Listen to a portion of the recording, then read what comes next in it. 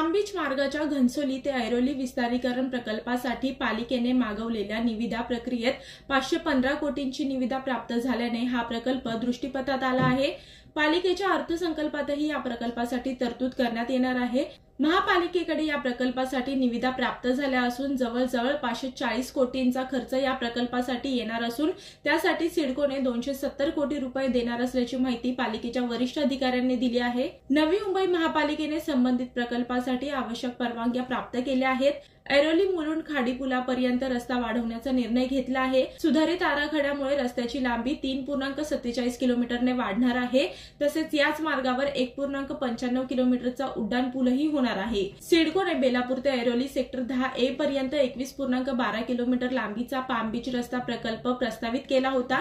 बेलापूर ते घनसोली हा 19.20 किलोमीटरचा रस्ता सिडकोने बांधला होता, परंतु उर्वरित 2 किलोमीटरचे काम खारफुटी क्षेत्र असल्याने रखडले होते। परंतु आता पाम बीच मार्गाचे विस्तारीकरण होणार असल्याने मोठी वाहतूक सुविधा निर्माण होणार आहे। 2009 मध्ये सिडकोने अपूर्ण पाम बीच रस्ता प्रकल्पही घनसोली नोडसह नवी मुंबई महानगरपालिकेकडे हस्तांतरित केला होता।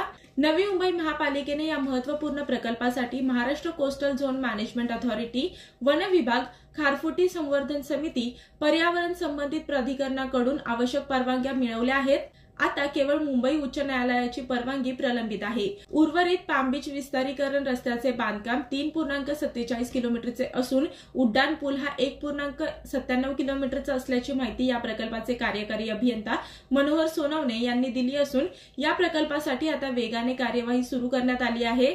घनसोली ऐरोली पाम बीच विस्तारीकरण प्रकल्पामुळे नागरिकांना वाहतुकीची चांगली सुविधा मिळणार असून हा प्रकल्प ऐरोली मुलुंड पूल आणि निर्माणाधीन ऐरोली काटई मार्गाला जोडला जाणार आहे।